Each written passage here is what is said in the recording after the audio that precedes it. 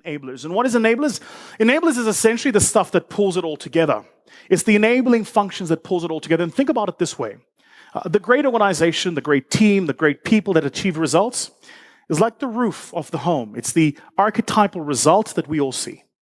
The roof sits on a set of things that hold it there, which is the pillars, the stuff I've shared with you.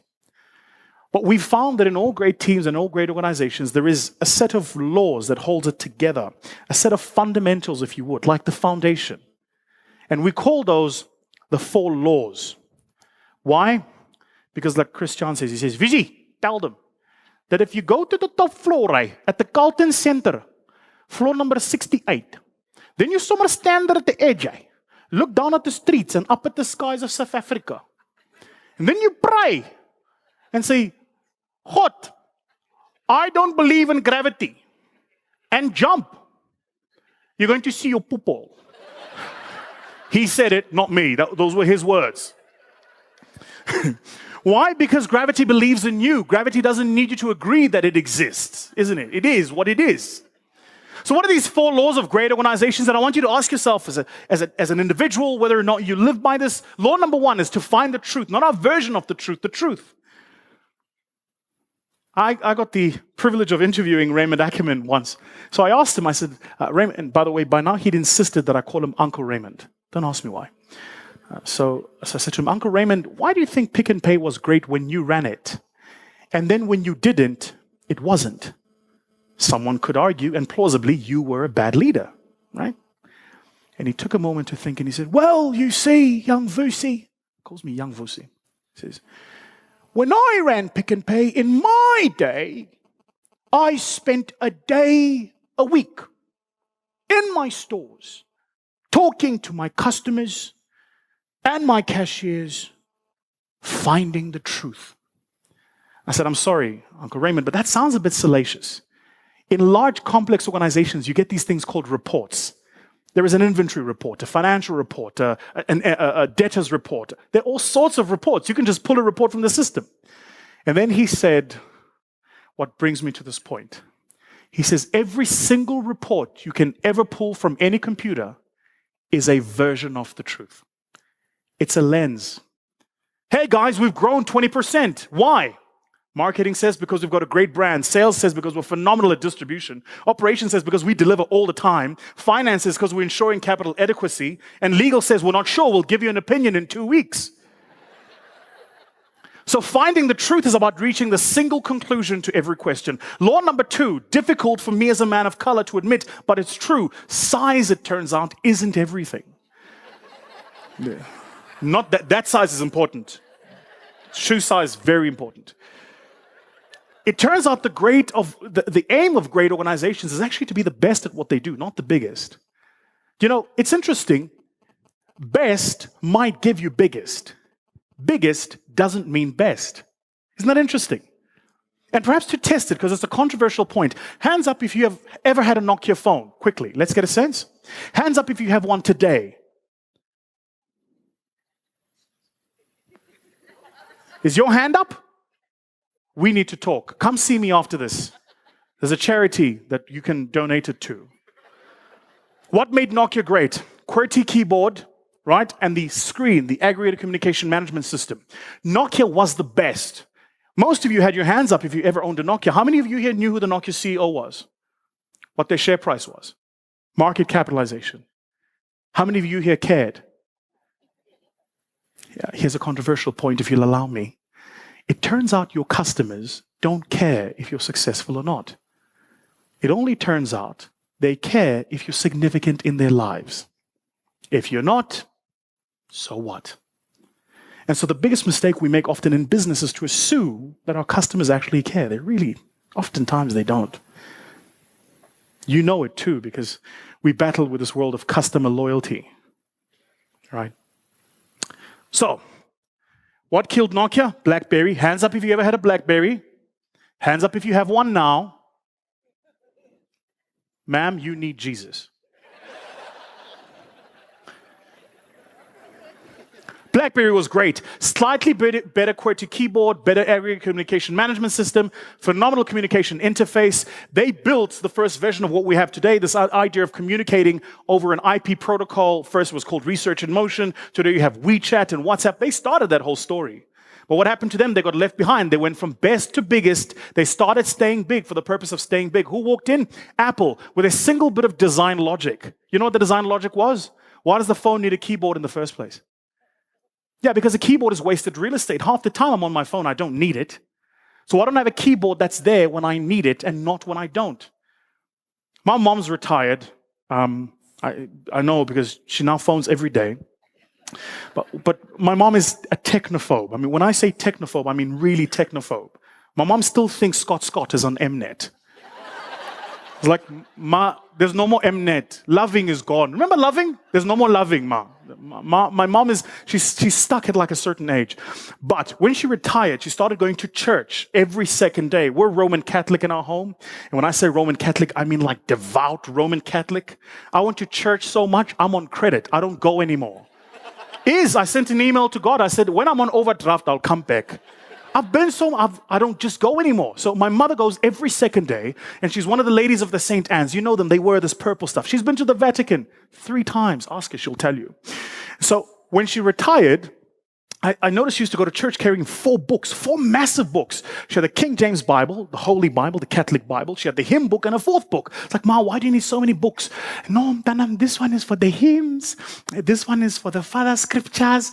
I said, all right, Ma, all right. So I bought my mom, as you do, an iPad. My mom had a knee surgery, which means she hobbles when she walks. And she's got a bit of an arched back, and she uses a stick. So I want you to picture the scene. So she goes to church, she hobbles along with the stick, and she's got an iPad. The problem now is my data costs are through the roof. So I said, Ma, how was church? She says, woo, it was amazing. I said, what? She says, you know the other ladies, they're always tenning and tenning and tenning. I said, and you? She says, me? I bookmark and I swipe. Great, right? More, I'm done, I promise. Law number 3, vision excites. If you want your customers to get excited about what you're doing for them, about what the business can deliver for them, give them a vision of what it looks like. You know, numbers are great. We're going to help you grow this by 10% or that by 15%. But often it goes over people's ears. What they really want to hear is what is the vision of what it is when it's done and achieved? What does it actually look like? And this is actually interesting to see. In all organizations, you'll find this thing called competing values. At the top is where you find the good people of HR. Anyone here from HR, by the way? I know we're talking to the distribution side. Anyone here from HR? No one? You? Hi.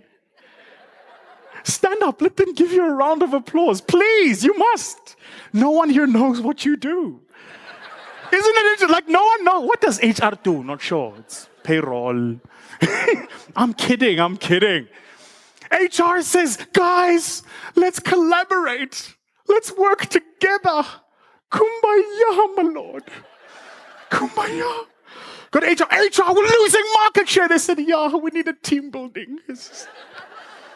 As HR says this, who walks in? Operations, usually distribution. They go, no, Oaks, listen.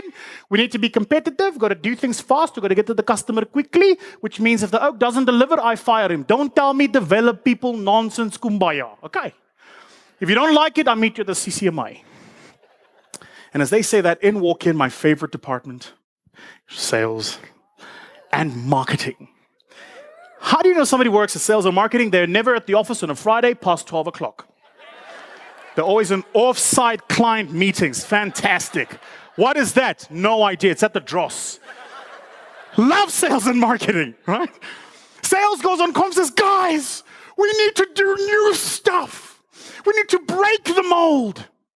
And then finance says, why? Sales goes, why? Because they may take our lives, but never our freedom.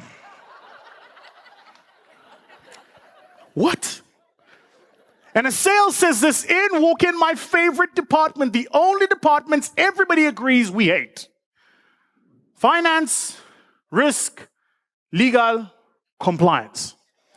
Or as we know them more commonly, the ones who always say, no. Yeah, see? And they go, no, listen. We've got a set of standard operating processes, all right? The law is the law. It says the customer's got to fill in line number 34 in the application form and tick the box. I don't care if the customer doesn't like it. That's what you have to do, all right? Thank you very much. Thank you. Very good. Why is this important? Because it turns out to build a great team and a great organization, you actually need all four of these. If you're having a fight internally in the business and the team, you should be having it. It's important. It must happen. You must be driving towards it. That is the only way you ensure that you build a great team. And then the fourth and final law is to lead by the business case. Lead by the business case. What's that mean? It's important to remember that all of us here are individuals and human beings. All of us come from a particular way of seeing the world. We're all socialized to see things a certain way. And what happens is we bring that with us to work. So, Mo, you guys remember Fees Must Fall? Yeah? So 2 years ago when the Fees Must Fall marches were happening, I went to show solidarity with some of the learners. And I marched with them from Pretoria University to the Union buildings. It's very long. As you can tell, my complexion hasn't recovered from it. But I went and, you do the right thing. And whilst we were marching, there was a young fellow who came and chatted to me. Hey, I love your work. I said, humbled. And he said to me, great. Can we take a selfie? I said, no, we don't take selfies. This is a march. We're sweating. This is umzabalazo, And he said, he introduced himself and he said, this is what I do, or this is what I'd like to do, etc. He had an interesting problem. He's finished his degree, hasn't yet gotten the paper because he hasn't paid his third-year fees. And he's supposed to do his CTA, which he can't do until he gets his degree. He can't get the degree because he can't afford to pay for it. He can't pay for it because he doesn't have a job. No one will hire him because he doesn't have the degree. So he's in this circular state of nothingness. So he says, this is my state. Would you pay for my degree? I said, absolutely not. I don't believe in charity. But we put out an internship in the company. You can come and be an intern. We'll pay you. And if you want to save money and pay, that's on you. He says, great. Comes and joins the firm as an intern. What does he do? Effectively, he fetches my prints, makes me tea. What interns do. But I said to him, if you come into the firm and spend some time with us, I promise you two things. Number one, I will introduce you and expose you to things you otherwise would not have seen. And number two, I will accelerate your work readiness by 10 years. Deal? Deal. Young guy, Nkosinati, this high. So he comes into the firm, he comes into meetings, he sits down, he has a little notepad, he sits and he just keeps quiet. He says nothing. And when I look at him, he knows if I look at him and wink, means I need tea. My sugar's running low. Yeah? Executive. So, as luck would have it, we're sitting in a meeting. We'd made a particular investment in a company based in Cape Town, and we had a very specific problem with this company. And the problem was, we invested in it and were sold a certain story by management, and that story has since not been the case. We can't get rid of management because we've been through 2 separate capital raisings, and we didn't participate in the capital raisings because we no longer trusted management, and we're diluted down from 64 to 18%. Big problem. However, we still own the stock. So what do we do? So we're sitting in the meeting having a conversation, me and my 2 business partners, and then comes this little voice from the back. He says, you guys know there's a way of doing this. I said, what is it? He says, there is a weighted average of votes that's actually based on risk, not shareholding. What are you talking about? 15 years in corporate finance, I've never heard this before. He says, that's how Christo Visa is the largest shareholder block in Pepco, but he only owns 13% of Pepco. It's because he invested the earliest, and so the memorandum of incorporation, the founding documents of the company say his votes are based on when he invested, not how much he owns. He took the largest risk.